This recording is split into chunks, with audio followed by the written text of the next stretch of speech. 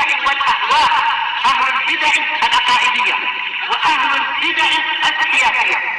نقول بيننا وبينكم السلف، بيننا وبينكم الكتب، كان فيقول البدع بيننا وبينكم. بسم الله الرحمن الرحيم. الحمد لله حمدا كثيرا طيبا مباركا فيه كما يحب ربنا ويرضى. أشهد أن لا إله إلا الله وحده لا شريك له، وأشهد أن محمدا عبده ورسوله صلى الله عليه وعلى آله وأصحابه ومن تبعهم بإحسان إلى يوم الدين. Amma ba'd. Pembahasan kemarin kita telah mempelajari tentang hukum tamimah, yang tadi telah kita murajaah kesimpulannya alhamdulillah bahwasanya hukum asalnya syirik yang terbagi menjadi dua, syirik akbar dan syirik asghar. Kapan syirik akbar, kapan syirik asghar diingat-ingat. Kemudian terjadi khilaf apabila tamimah berupa ayat-ayat Al-Quran yang dikalungkan atau digantungkan. Dan yang rajih itu juga muharram, ya, dilarang. Karena ada 3 alasan yang disebutkan oleh para ulama. Tayyib. Yang pertama akan menjadi apa? Peluang terbukanya syirik-syirik. Nah, dikarenakan kalau dibuka pintu tersebut khawatir terbuka apa? Pintu-pintu kesyirikan. Kemudian menjadikan sebab terhinakannya ayat-ayat Al-Quran. Karena apa? Kalau dikalungkan ya ikut masuk ke kamar mandi, ikut masuk ke WC dan seterusnya. Kadang jatuh, terinjak. Yang ketiga apa? Nah, karena tidak ada contoh yang demikian itu dari Rasul sallallahu alaihi wasallam dan para sahabat. Baik, kita masuk pada poin berikutnya. Ma hukmu dhabihatil kafiri ghairil kitabi? Apa hukum sembelihan seorang kafir selain ahli kitab?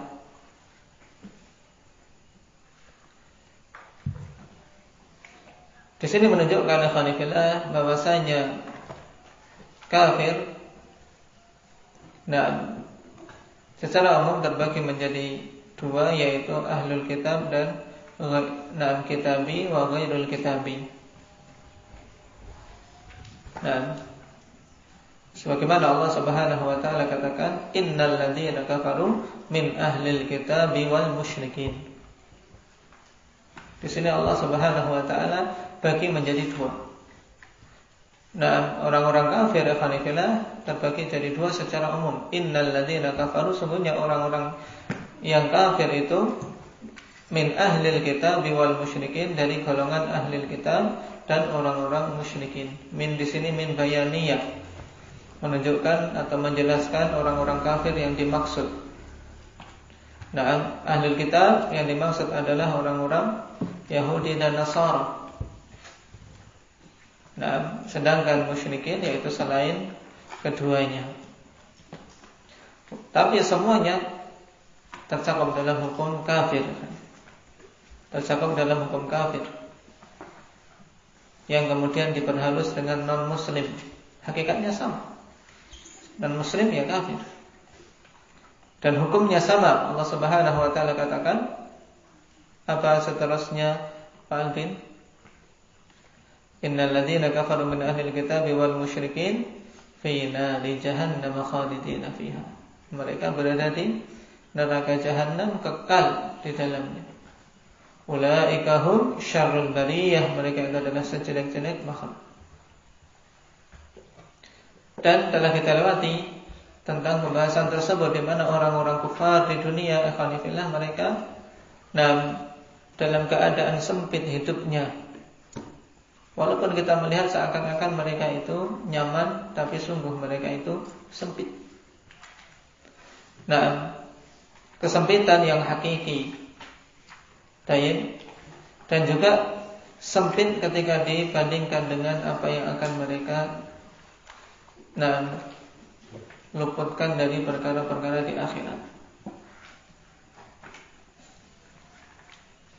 Apa dalilnya bahwasanya kehidupan orang-orang kafir kehidupan yang sempit, kehidupan yang sengsara di dunia maupun di akhirat? Indak ya Ridwan.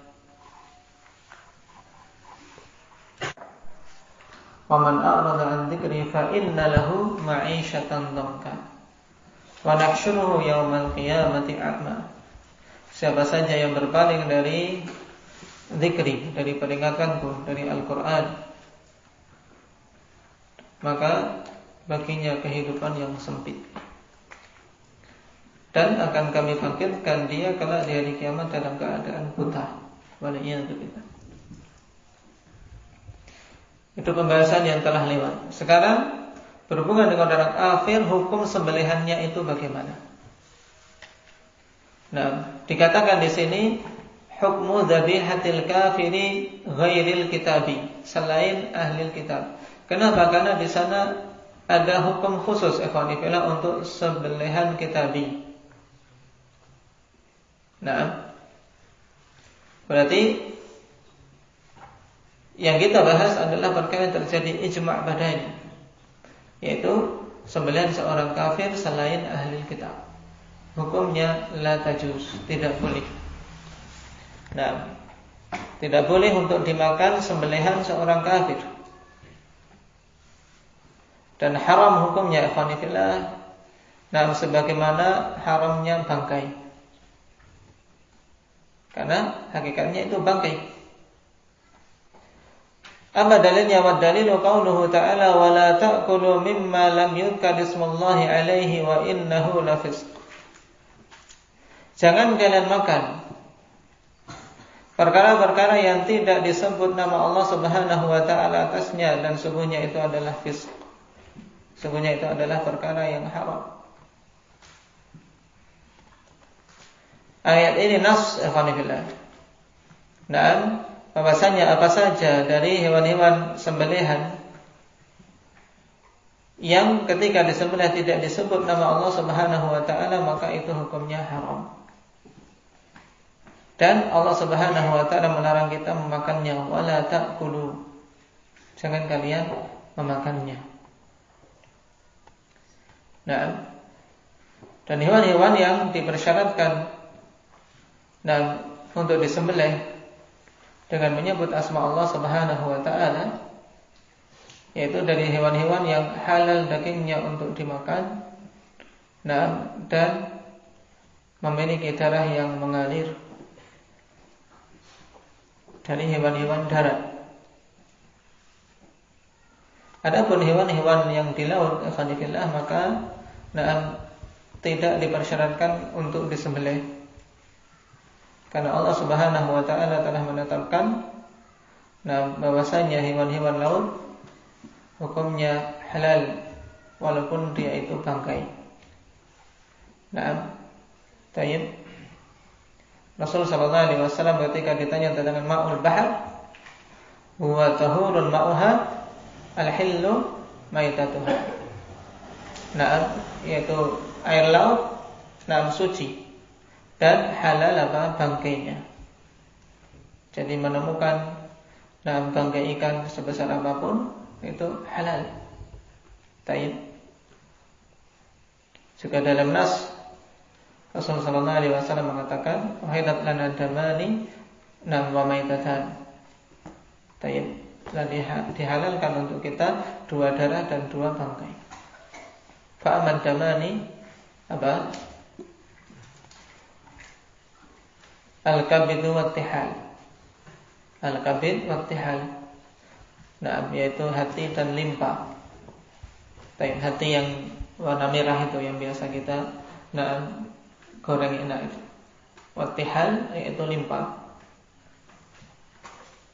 Kemudian yang kedua, wa ammal maitatan al-hut wal jarad, yaitu ikan dan belalang. Jadi ketika memukul ikan atau memotong ikan tanpa membaca basmalah tidak masalah, karena bangkainya hewan-hewan itu halal.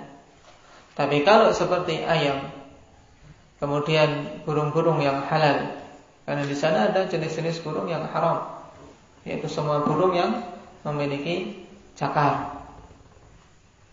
Taib.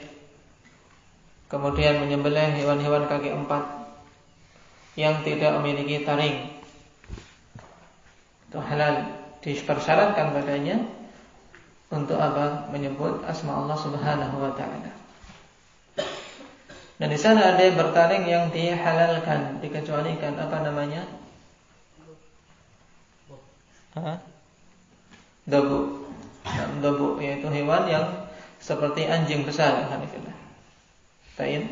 Jadi di tempat kita jarang didapati. Ini pengecualian dari hewan buas yang dihalalkan dengan nas. Nah, dobu namanya. Dobu seperti anjing, dia kalau mengejar lurus. Nah, katanya, karena saya sendiri juga belum pernah melihat. Nah, di Indonesia tidak ada, atau belum pernah diketemukan yang seperti ini. Nah, taib. Nah, dari hewan-hewan yang dipersyaratkan untuk disembelih tersebut harus ketika menyembelih menyebut asma Allah Subhanahu wa taala. Dan menyebutnya ikhwanifillah yaitu di awal pertama kali pisau apa digerakkan. Nah, taib. Di awal pertama kali pisau digerakkan di lehernya. Dan penyembelihan yang sempurna adalah terputus 4 saluran yang ada di leher. Nah, yaitu tenggorokan, saluran napas, kerongkongan, saluran makanan, dan 2 saluran darah. Nah, yang ada di leher. Taib, arteri dan venanya.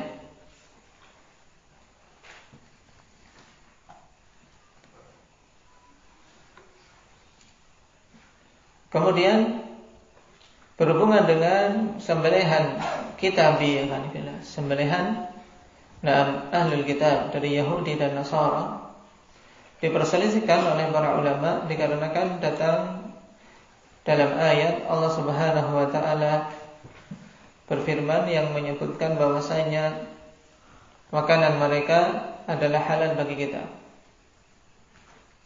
Man ya'ti bil ayah. Baik. Al-yawma uhilla lakumut thayyibat wa ta'amul ladzina utul kitaba hillul lakum wa ta'amukum hillul lahum. Baik. Zahir ayat menegaskan bahwasanya makanan ahli kitab adalah halal bagi kalian. Berarti termasuk sembelihannya. Cuman akhirnya khilaf di kalangan para ulama apakah yang dimaksud dengan ahli kitab adalah ahli kitab pada yang juga berlaku pada Yahudi dan Nasara zaman sekarang, ataukah mereka-mereka yang memang konsisten dengan ajaran Nabi Musa dan Nabi Isa. Pendapat yang paling kuat dalam masalah ini yaitu bahwasanya ayat dibawa kepada sembelihan mereka-mereka yang masih istiqomah di atas ajaran mereka. Di atas ajaran awal yaitu Nabi Musa dan Nabi Isa. Walaupun mereka hukumnya kafir, tapi ada pengecualian dari sini. Kenapa? Karena mereka kalau konsisten dengan ajaran Nabi Musa dan Nabi Isa tetap dalam menyembelih membaca basmalah. Baik. Adapun ahlul kitab yang mereka sudah jauh dari ajaran aslinya. Bahkan sebagiannya hanya sekedar pengakuan sebagai kalau kaum muslimin yang Islam KTP-nya saja banyak, apalagi mereka-mereka ini. Dari orang-orang Yahudi dan Nasara. Taib. Karena itulah sembelihan mereka alhamdulillah ya kembali kepada keumuman ayat ini. Selama tidak membaca basmalah maka tidak diperbolehkan. Dan asal sembelihan seorang kafir jelas itu adalah sembelihan yang tidak membaca basmalah padanya. Dikecualikan ahlul kitab kalau dia membaca basmalah. Seandainya tidak membaca basmalah maka sama dengan sembelihan-sembelihan yang lain yang tidak diperbolehkan untuk dimakan karena hukumnya adalah bangkai. Kalau muslim saja, alhamdulillah, seorang muslim ketika lupa dari membaca basmalah dalam menyembelih, sembelihannya tidak boleh dimakan, apalagi seorang seorang ahli kitab. Baik, ini kesimpulan ringkas dari pembahasan dalam masalah penyembelihan. Dan dimasukkannya dalam pembahasan di sini. Nah, dikarenakan seorang ketika menyembelih harus betul-betul dia menyembelih dengan asma Allah Subhanahu wa taala. Tidak sebut nama-nama yang lain. Misalnya bismi Husain atau bismi Syekh Abdul Qadir Jailani dan seterusnya, tidak boleh. Termasuk kesyirikan. Rasulullah sallallahu alaihi wasallam mengatakan man dabha li ghairillah faqad asyrak. Nah, atau la'anallah man dabha li ghairillah. Allah Subhanahu wa taala melaknat siapa saja yang menyembelih untuk selain Allah Subhanahu wa taala. Barakallahu fiikum, nas'alullaha al-'afiyata wassalam.